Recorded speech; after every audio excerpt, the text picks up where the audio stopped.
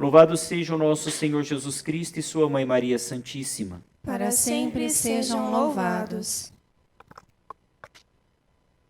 A liturgia dessa sexta-feira da quarta semana do tempo da Quaresma nos faz aprofundar nesse mistério de Cristo que caminha para Jerusalém para a entrega da sua vida por nossa salvação. E é interessante como a liturgia dessa semana já nos prepara para a liturgia da próxima semana, que é a semana chamada Semana das Dores.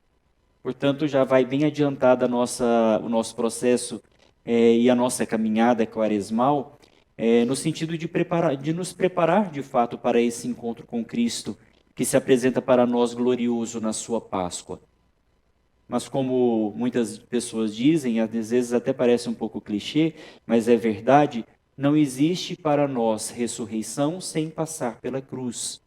E o que os textos vêm dizer para nós com toda profundidade: Jesus está caminhando para Jerusalém, porque a sua hora, embora ainda não tinha chegado, ela se adiantava para que ele pudesse, no alto da cruz, derramar o seu sangue, sua vida, oferecer-se inteiramente para a nossa salvação.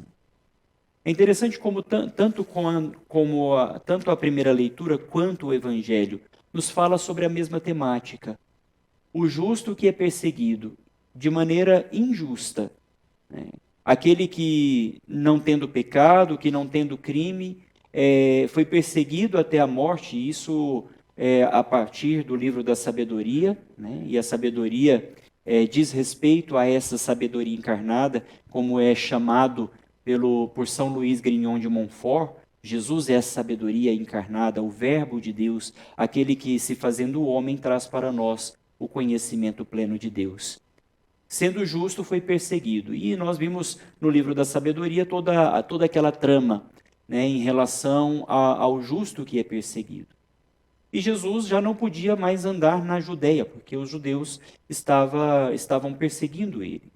Isso significa que se aproximava o tempo da cruz, mas ainda não era chegada a hora.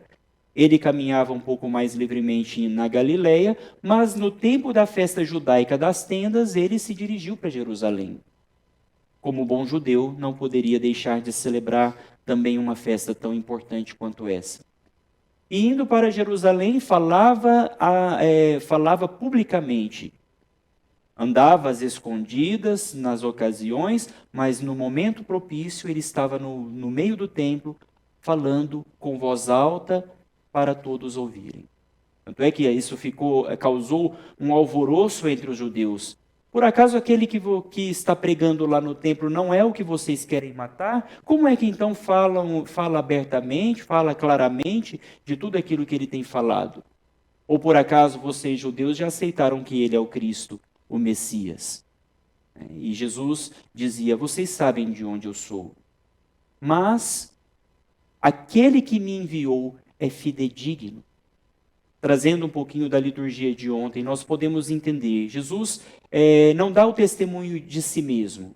Ele recebe o testemunho de João, das obras que realiza, o Pai que o enviou fala sobre ele, e o testemunho do Pai é um testemunho digno de fé.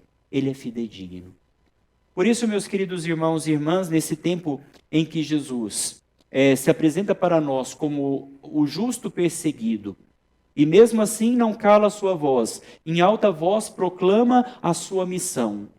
Também nós devemos ser corajosos diante da nossa missão, da nossa vocação, de anunciar o Evangelho. Devemos ser como arautos que anunciam Jesus Cristo, que dão testemunho, que precisamos dar testemunho da verdade, independente das perseguições, das incompreensões que nós muitas vezes sofremos na nossa vida, no nosso cotidiano.